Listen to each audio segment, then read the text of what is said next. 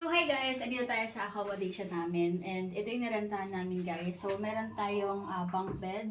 4 ang kasya dito, 2 sa taas and 2 sa baba. So ayan. So ang maganda dito guys, pakita ko sa inyo, may mapakita ko sa inyo. So itong side na to, akala mo kung ano lang siya, no? Pero hindi siya guys, puno pala yan. Yan. Puno pala, hindi pala nila pinutol yung yung puno. So makikita natin yung itsura niya sa taas. Ayan, and hindi lang ito yung puno guys. Meron din dito. Ayan.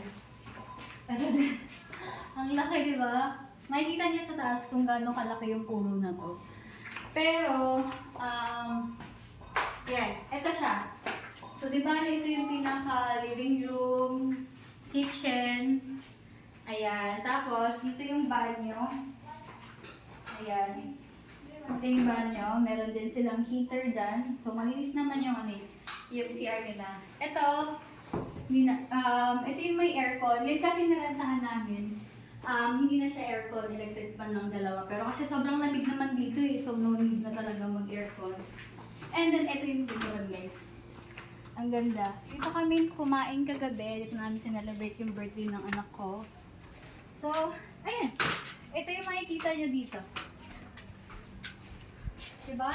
Sobrang relaxing. Talagang puro puno. Diba?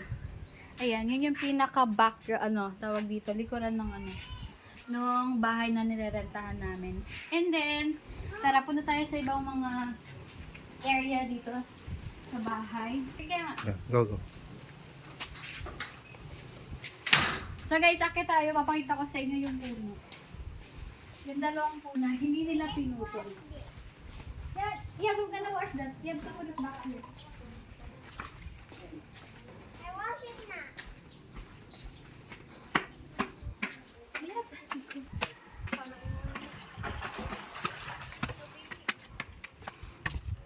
Diba? So yung puno na yon na nakita niyo sa baba, doon sa kwarto, tsaka doon sa may sala. So ito yon, dalawang malaking puno. So para talaga siyang naging bubong. Diba? Para na siyang naging bubong, yung wala kailangan magbubong dito. Malilim. Tapos, ito yung view. Yan. Diba? Sobrang ganda dito. Sobrang hangin. And then bumaba kami doon. Makikita niyo naman sa video. Bumaba kami doon dahil merong falls doon. My God, hiningal ako. Yan, ito. Tapos, hindi nyo kasi makikita sa area dito sa taas yung swimming pool kasi may takip siya. But, hindi lang pool guys yung may enjoy nyo dito, kundi pati na rin mga animals. Maraming mga animals dito guys na na-enjoy talaga ng baby ko. Ayan sila, hindi mo makikita yun eh. Pero may dalawang pool. Makikita nyo sa baba. And then yun yung farm na may ostrich, may peacock.